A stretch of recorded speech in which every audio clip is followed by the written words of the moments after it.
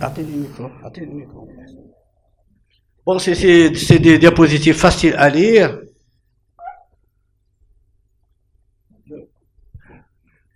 Le problème essentiel, le problème essentiel est de savoir si on est d'accord ou on n'est pas d'accord.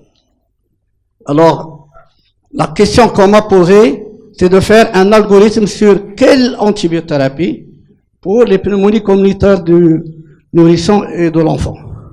C'est un travail que j'ai fait avec le professeur Dininza. C'est un travail qui a fait l'objet d'un 3e congrès au sein de la Société marocaine de infectiologie et de vaccinologie pédiatrique. Ensuite, on a fait des recommandations, on a fait un guide. Ensuite, il y a un guide de l'ensemble des antibiotiques. Ça a été discuté au sein de la SOMIPEV et ça a été aussi discuté et validé au sein de la Société marocaine de pneumologie et d'allergologie pédiatrique. Voilà mon algorithme. Vous avez les pneumonies, je les divisé en 3. Pneumonie de diagnostic uniquement clinique. On va voir pourquoi. Pneumonie avec radio, il y a une forme radioclinique. Il y a aussi l'âge qui va permettre de faire une action. Ensuite, la pneumonie qui est grave ou compliquée. Voilà les 3 pneumonies graves. Le bilan au cas où ça ne marche pas, les antibiotiques, les posologies, on ne va pas en discuter. Nous sommes devant 2 types de pneumonie. Où la pneumonie, il est simple, il n'est pas compliqué, et le traitement doit aller se faire en ambulatoire, chez lui, à la maison, à domicile. Et nous sommes devant une autre pneumonie qui va être grave, le traitement doit se faire en milieu hospitalier. Si je commence par la pneumonie de diagnostic clinique. Pourquoi diagnostic clinique? Parce que la radiothorax, là où le médecin travaille, n'est pas disponible du tout. Il n'y a pas d'accès, c'est à 20, c'est à 30 km. Il est obligé de raisonner sur sa clinique. Ou parce que, même s'il est à Rabat ou à Casa ou à Marrakech, les parents n'ont pas les moyens financiers de se payer une radio, s'il vient dans un cabinet, s'il va dans un centre de santé, où la radio n'est pas immédiatement disponible. Vous êtes un dimanche, vous êtes un samedi, donc il faut aller dans une clinique, il faut aller dans un hôpital où il y a des urgences. Et on est obligé de raisonner. Et les signes cliniques de la pneumonie, vous les connaissez tous, c'est ceux de l'OMS, la fièvre, la toux, difficulté respiratoire, la polypnée. J'ai dit bien avec ou sans tirage modéré. S'il y a un tirage important, c'est un enfant qu'il faut mettre dans une clinique ou dans un hôpital. Et vous avez des racks crépitants en foyer, si vous arrivez à les avoir, les enfants pleurent, les tout petits, c'est pas évident, c'est pas facile. Mais il faut donner du temps à la consultation et à l'auscultation. Le premier traitement, quel que soit l'âge de l'enfant, si c'est une pneumonie simple, non compliquée, c'est l'amoxicilline orale. Et si ça échoue, après 48 ou 72 heures, soit à ce moment-là, il faut s'acharner à faire la radiothorax, soit il faut passer en disant que peut-être c'est pas quelque chose qui est sensible à l'amoxicilline, je vais tenter le macrolide, et ça, tout le monde le fait ici. Soit, il faut référer. Il faut l'envoyer là où on peut faire une radio et on ne s'occupe pas mieux. Amoxicilline orale, pourquoi? Parce que le gène que l'on vise, c'est le pneumocoque. Il faut toujours viser le pneumocoque. Et le traitement antibiotique de choix, c'est l'amoxicilline. Et c'est l'antibiotique le moins prescrit chez nous, au Maroc. L'un des antibiotiques les moins prescrits. Il y en a d'autres qui sont prescrits bien avant. En particulier l'amoxicilline, acide clavulanique. L'acide clavulanique, vis-à-vis du pneumo, n'ajoute rien du tout. La résistance du pneumo, c'est un problème de sensibilité diminuée à la pénicilline. C'est pas la bêta-lactamase. Donc le fait d'ajouter ou de ne pas ajouter, ça sert à rien. Il faut aller à l'amoxicilline. Donc si l'évolution est favorable, avec un diagnostic clinique, on continue le traitement 8 à 10 jours pour une pneumonie. Si il n'y a pas d'amélioration, on réfère. Maintenant, on dispose d'une radio. On a une radio, thorax. Et la pneumonie est simplement compliquée. S'il en faut moins de 5 ans, c'est ce que disent les Occidentaux, c'est ce que nous disons au sein de la SOMIPEV et de l'ONPAP, c'est toujours l'amoxicilline. Qu'il soit typique, qu'il soit atypique, qu'il soit, c'est d'abord l'amoxicilline. Et l'amoxicilline est très efficace, vous allez le voir. S'il a au-delà de 5 ans, on va commencer à voir, à affiner la radiographie, la clinique, début brutal, typique, on peut dire c'est pneumocoque, on va dire amoxicilline. Si le début est progressif et que la forme est atypique à la durée, on peut dire macrolide. Et même pour ça, au sein de l'ANPAP, nous n'avons pas été d'accord. Parce qu'on dit que c'est une vision occidentale. Et on va le savoir pourquoi. Donc, forme typique, si ça ne marche pas, macrolide. Forme atypique, c'est amoxicilline. Voilà une pneumonie telle que nous l'avons appris quand on était à la faculté, pneumonie franche et lobe supérieur droit, homogène dense. Ça, c'est à 80-80%, c'est le pneumocoque. Pneumonie atypique, ici, c'est opacité mixte, difficile à cerner, alvéolaire, on ne sait pas si c'est bronchique, si c'est interstitiel, c'est dense, c'est très mal limité. Et quand on est devant une pneumonie typique, c'est toujours le pneumo en premier, mais ça peut être un virus, c'est possible, il n'y a rien qui est absolu. La radiographie, la clinique ne fait un diagnostic probabiliste, un pari thérapeutique que vous allez mener par la suite. Il n'y a pas de certitude. Et si c'est ADA, ça peut être soit un virus, et si ça marche pas parfois sous antibiotiques, il faut dire toujours est-ce que c'est pas une pneumopathie virale. Ça peut être un mycoplasme au-delà de 5 ans, mais ça peut aussi être un pneumocoque. Alors, pourquoi on n'a pas été d'accord pour l'amoxicilline pour les pneumopathies atypiques? Uniquement que les pneumopathies atypiques, c'est un début qui est très progressif, l'évolution est très lente, et regardez ici, ça c'est une iconographie d'un Américain c'est des mycoplasmes confirmés par PCR, par tout le reste. Au début, 2 semaines après, on avait presque un petit chouïa ici, ensuite on a une opacité du lobe moyen, ensuite on a une opacité du lobe inférieur du lobe moyen, et même à gauche. Donc uniquement pour dire que si vous faites un pari pour le macrolide, d'emblée dès le départ, le traitement initial c'est un macrolide, il est très difficile de juger l'évolution. Vous avez pensé au mycoplasme. Le mycoplasme, c'est pas dans 2-3 jours que ça va s'arranger. Ça va dans 1 semaine, dans 2 semaines. Donc, il vaut mieux dire que c'est du pneumo. Le pneumo, c'est en 2-3 jours, ça s'arrange ou ça s'arrange pas. Sauf s'il y a un empième, sauf s'il y a des complications. Et c'est pour ça que toutes nos pneumonies, on a dit amoxicilline, et ici on mettra aussi plutôt d'emblée amoxicilline.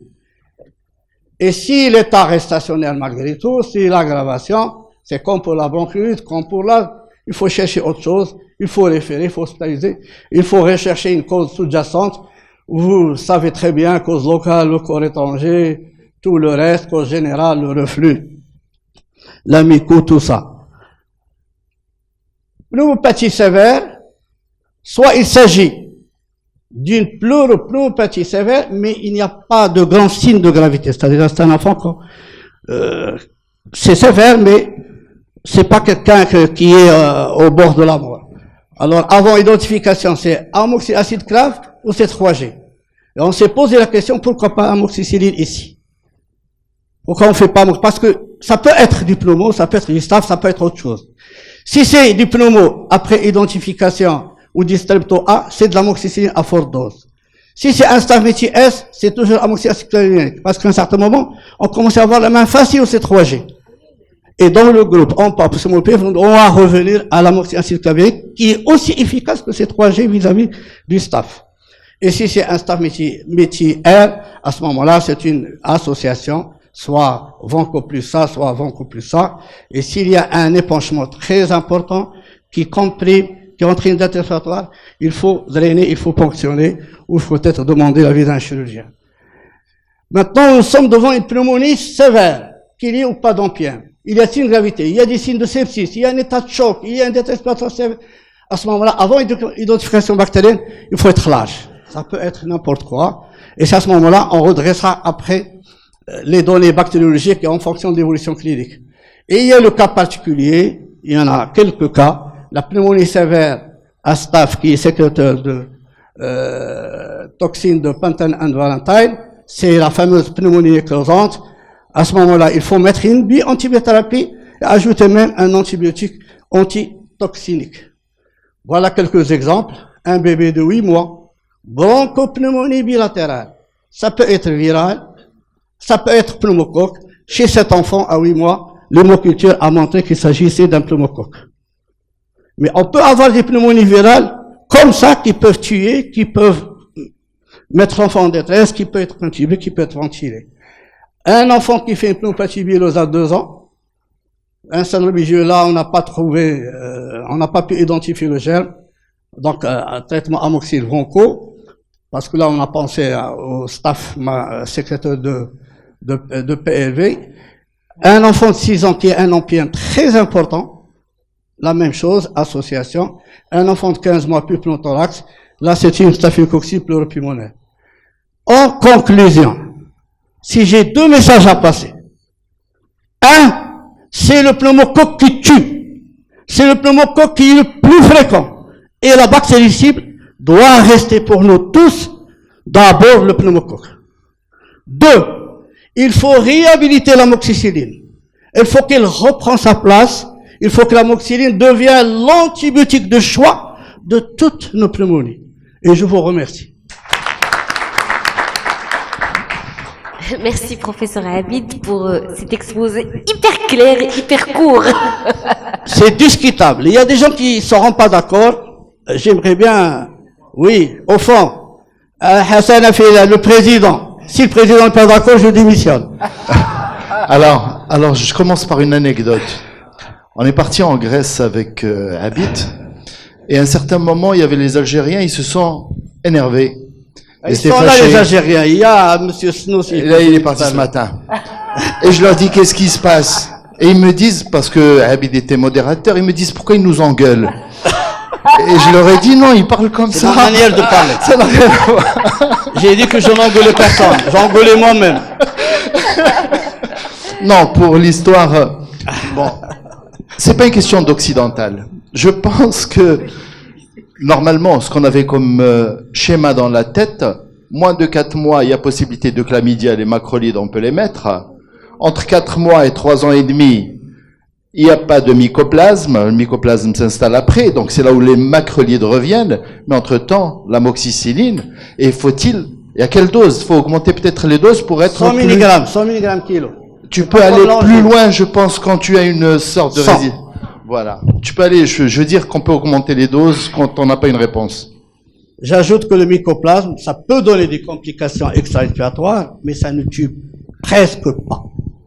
Le mycoplasme, on a toujours le temps d'aller vers lui et de le traiter. Moi, je le connais un petit peu. Un petit peu.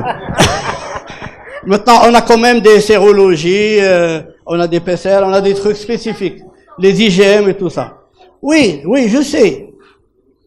Ok, monsieur Mchtani.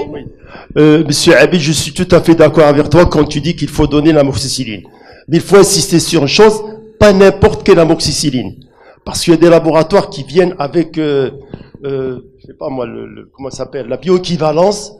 Et malheureusement, ces médicaments ne marchent pas après 4 jours. Et lorsqu'on donne le principe, après 24 heures, ça marche. Alors le problème qui se pose, moi je fais allusion au droit de substitution qu'ils veulent donner aux pharmaciens. Alors, si vraiment on laisse passer ce droit, on est complètement foutu. Oui, c'est une recommandation pour les sociétés, pour le syndicat, absolument. Oui, mais en France, il y a 10 ans maintenant, l'amoxicilline acide clavulanique, c'était le premier antibiotique avant bien l'amoxicilline. Et avec la campagne, je sais pas, il y a 10-15 ans maintenant, les antibiotiques dans les infections respiratoires, virales, tout ça, ils sont revenus à l'amoxicilline. L'amoxicilline devient le premier antibiotique prescrit en France aujourd'hui. Aujourd'hui, c'est le 3e, voire même le 4e antibiotique. Alors que c'est le moins cher, c'est celui qui pose moins de problèmes de résistance, et finalement, c'est celui qu'on prescrit le moins. Monsieur Sqali.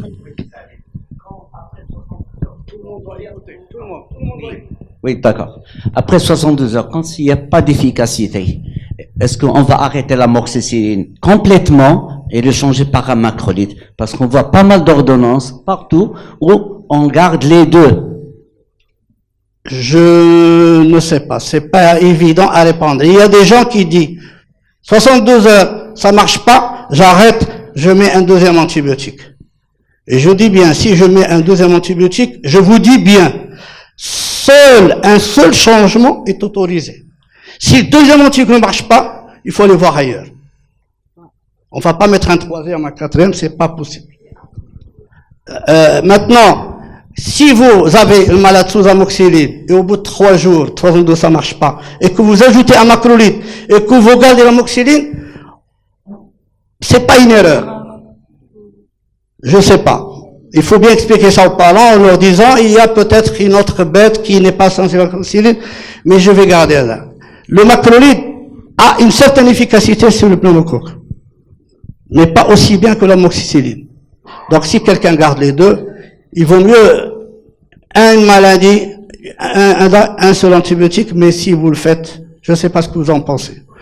Il y a ceux qui démarrent d'emblée 2 antibiotiques. Pneumonie égale un antibiotique, il faut essayer, il faut s'acharner à le faire. Non, je souscris complètement à l'amoxicilline en première intention, ça, il n'y a vraiment aucune discussion. Un macrolide en première intention, c'est vraiment une perte de chance vis-à-vis du pneumocoque. Je ne connais pas votre épidémiologie, mais en France, c'est 1/4 des pneumocoques qui sont résistants au macrolide, donc c'est vraiment une perte de chance. Et aussi, je pense que il faut bannir les prescriptions de C3G orales, qui peuvent être des fois une tentation, parce que là aussi c'est une perte de chance vis-à-vis du pneumocoque, et je souscris vraiment que s'il y a une bête qui tue les enfants, c'est le pneumocoque. Donc c'est amoxicilline, ça c'est vraiment indispensable. Je crois qu'en dehors de situations très particulières comme la drépanocytose, il n'y a pas d'indication à une bithérapie d'emblée. Et après, honnêtement, je pense que si l'amoxicilline ne marche pas, que d'abord il faut refaire une radio, si l'enfant reste fébrile, parce qu'on peut être devant un épanchement pleural, une absédation, et je crois qu'il n'y a pas tellement de logique à garder l'amoxicilline si vraiment il marche pas, qu'il n'y a pas de complications. Soit on change, soit on pense que c'est viral et que ça va finir par guérir, parce qu'il y a quand même beaucoup de pneumonies qui sont virales. Exactement, beaucoup, effectivement. Amel Hassani, pardon. Un dernier mot, le cefixime. Le cefixime, il y a 2 céphalosporines, 3e génération orale. Il y a le cefpodoxime et le cefixime. Le cefixime a une grande action sur l'hémophilus influenza. Vous avez 2 types d'hémophilus. Vous avez celui pour lequel on reçoit un vaccin, vous avez les autres hémophilus de surinfection. Le cefixime a 0 action sur le pneumocoque. C'est un médicament qu'il faut bannir de la prescription pour les infections respiratoires aiguës. C'est un médicament qui doit être un médicament de réserve qu'on doit préserver pour l'infection urinaire. Et même le laboratoire, le 2e laboratoire qui fait un générique, il commence plus à mettre infection respiratoire, il commence à mettre que infection urinaire. Amel Hassani, Merci, dernière professeur question. Habib. Oui, rapidement, je voulais juste parler de